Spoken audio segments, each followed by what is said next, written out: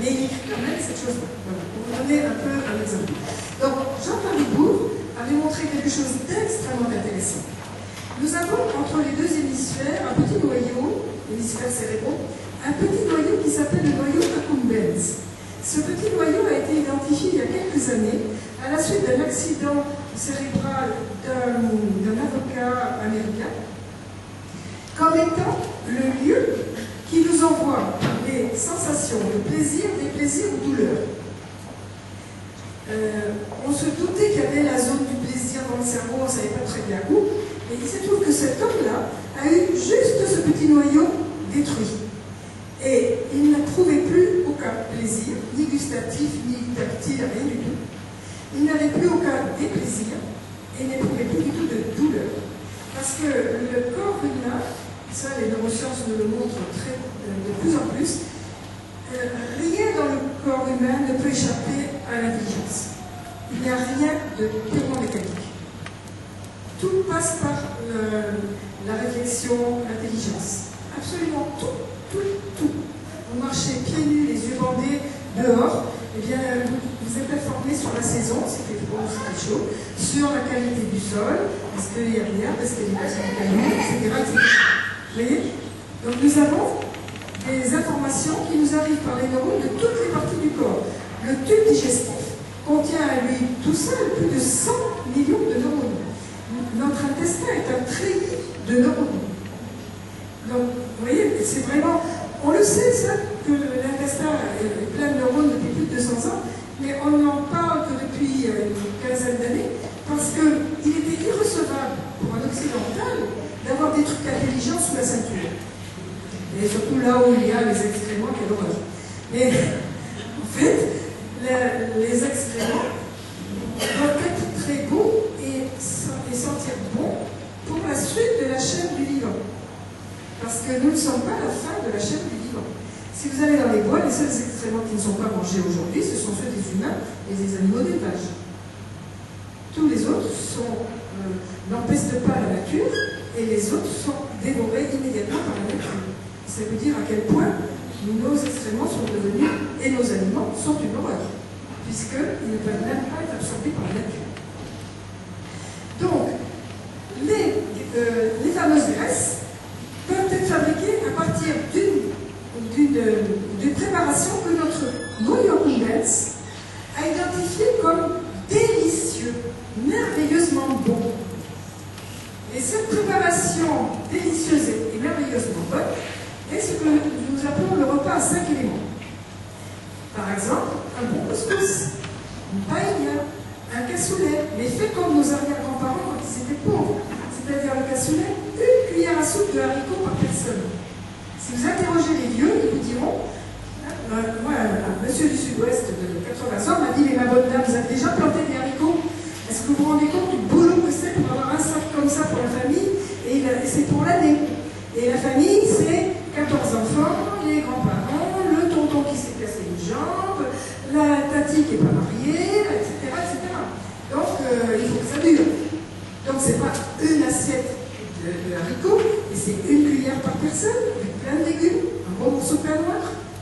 Et pas un plateau de charcuterie par personne, mais une petite rondelle de saucisse ou un petit bout de l'œuf, pas plus.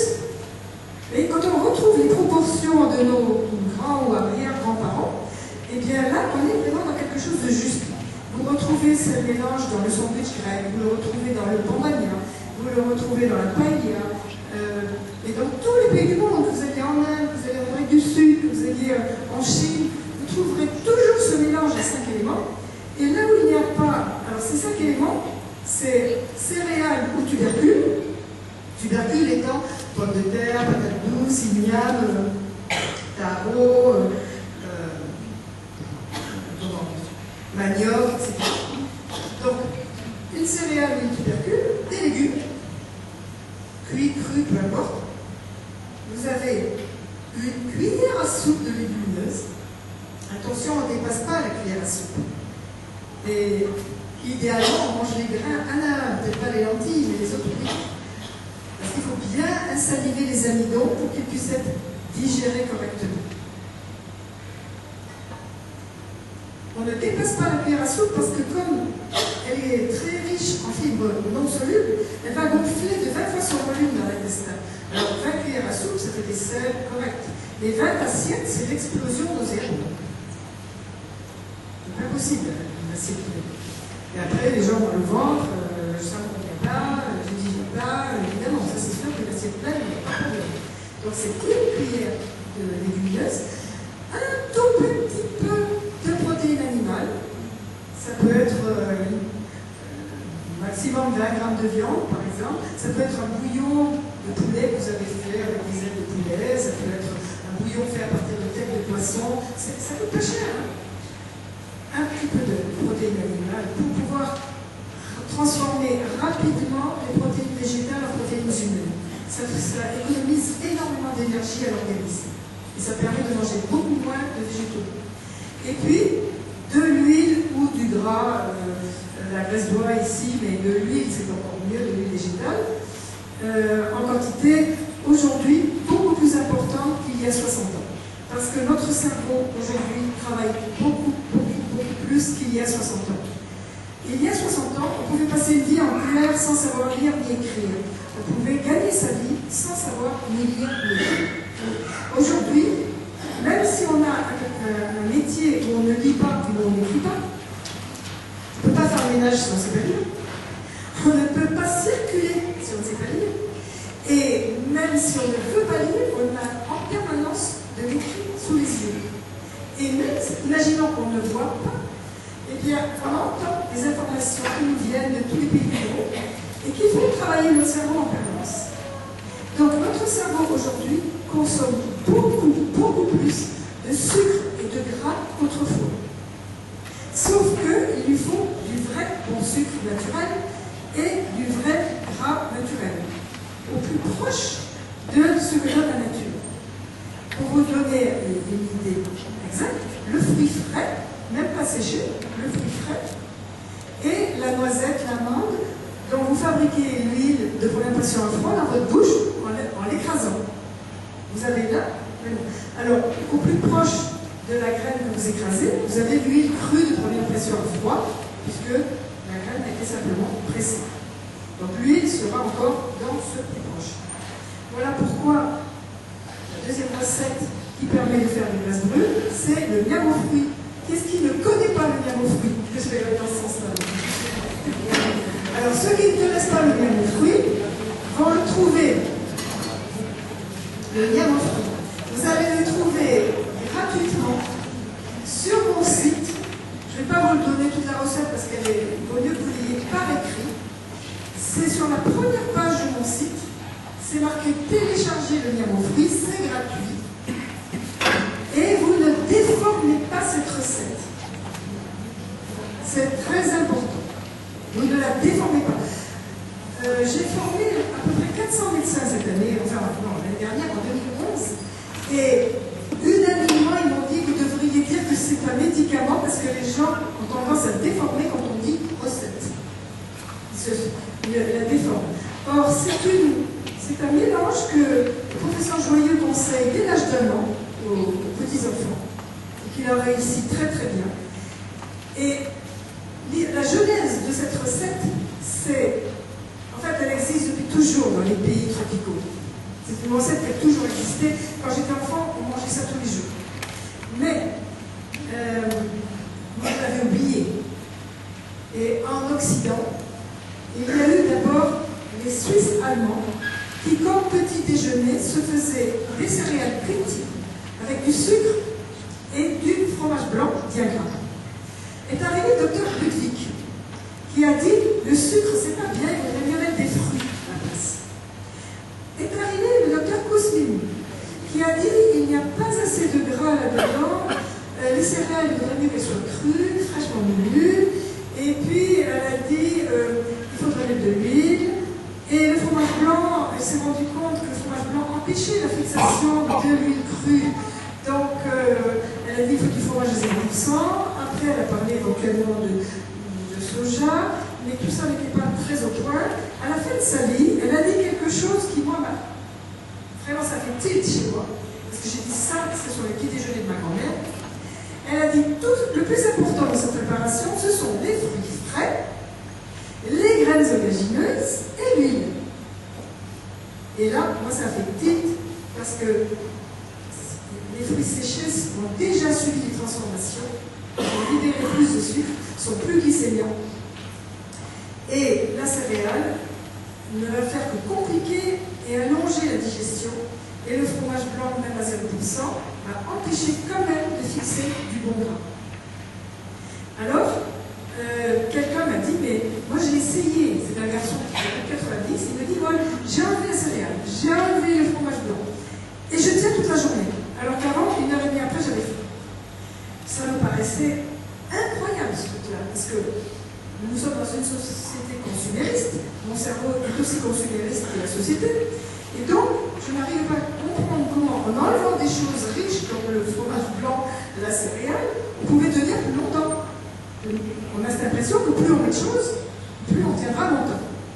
J'ai quand même essayé. Et je me suis rendu compte que j'avais tenu toute la journée sans faire exprès. Parce que je travaillais et tout, je ne me suis pas rendu compte. J'ai recommencé, je me suis rendu compte que c'était vraiment formidable. Il a fallu 2 ans pour comprendre pourquoi, avec moins d'aliments, je tenais des heures et des heures, alors qu'en mettant tout ce qu'il y avait dans la préparation du café Gousmine, j'avais fait 1h30 après. Tout simplement parce que, et ça, Catherine Gousmine quand même l'expliquait, mais nous, on n'avait pas, enfin, moi je l'avais un peu zappé, c'est que quand on peut fixer l'huile qui est dans cette préparation, eh bien le cerveau n'appelle plus pendant des heures parce qu'il y a suffisamment d'huile pour nourrir toutes les membranes cellulaires du corps, aux 24 heures. Donc, il nous laisse tranquille pendant beaucoup d'heures. Alors que s'il y a du fromage blanc, eh bien, le fromage blanc, même à 0%, contient encore du gras. Et il va empêcher la fixation de la totalité des huiles. La céréale va rendre la digestion plus compliquée, plus lente. Je peux vous dire que depuis 2 ans maintenant, le groupe Gousmine a adopté le miel aux fruits à la place de la crème. Enfin, à la place de la préparation de la crème Gousmine. Ils l'ont essayé sur beaucoup de patients et ils m'ont dit qu'elle était beaucoup plus digestive et beaucoup plus efficace. Ils m'ont demandé d'ailleurs de faire l'ouverture de leur session de 3 jours au mois de mai, en 2011. Ils m'ont demandé une conférence de 4 heures là-dessus, et ça leur a beaucoup plu, parce que moi je les ai remerciés, parce que c'est grâce à Catherine Gousmine que j'ai retrouvé le déjeuner traditionnel des Maoris, qui étaient les gens qui gardaient des dents magnifiques toute leur vie, et qui n'avaient pas de maladie, il n'y avait pas de mortalité infantile, il n'y avait rien de tout ça, quand les premiers navigateurs les ont découverts. Mais ils mangeaient cru, on peut dire à 100%, ils faisaient cuire tous les 4 ou 5 ans quand il y avait un événement très important. Parce que le feu, ça ne pousse pas sur les arbres, il n'y avait pas de silex, il n'y avait aucun moyen de faire du feu, à part frotter un bâton l'un contre l'autre. Vous avez peut-être vu ça sur Sri Lanka, à Koh-Lanta, il y avait peut-être vu ça, mais en réalité, en saison humide, on ne peut pas créer des parcelles. Et en frottant un bois l'un contre l'autre, il faut le plus souvent 1 à 2 semaines avant de déclencher une étincelle. Parce que moi je l'ai vu sous les yeux, je peux vous dire que ça ne se fait pas comme ça. Il faut vraiment beaucoup de chance pour arriver à avoir une étincelle comme ça. C'est pour ça que chez les Maoris dans le Pacifique, il y avait un gardien du feu qui devait alimenter le feu en permanence, mais comme on ne peut pas brûler toute la forêt, il fallait mettre très peu de bois à la fois. Et si le feu s'arrête, s'il laissait le feu s'éteindre, on le sacrifiait. Parce que c'était dramatique de ne plus avoir de feu. Souvent, il fallait des mois avant de nouveau arriver à faire une étincelle. Alors, cette préparation permet de fabriquer des graisses brunes très vite à une condition, c'est de la manger très lentement. Très lentement. Il faut bien la liquifier. Quand vous avez un petit bout de pomme, si vous avez laissé la peau, il ne doit rester qu'une fine pellicule de peau dans la bouche. La pomme doit être liquéfiée dans la bouche. Vous entendez bien ce que je dis. Quand je dis qu'il faut 30 à 40 minutes pour manger, ce n'est pas une plaisanterie. Alors vous allez me dire, oui, le matin, j'ai pas le temps. Alors, je pense vraiment que vous décidez que vous n'avez pas le temps, à ce moment-là, vous en faites le repas de midi. Et là, vous prenez le temps. Et sinon, je peux vous dire que se lever 1/2 heure plus tôt au début,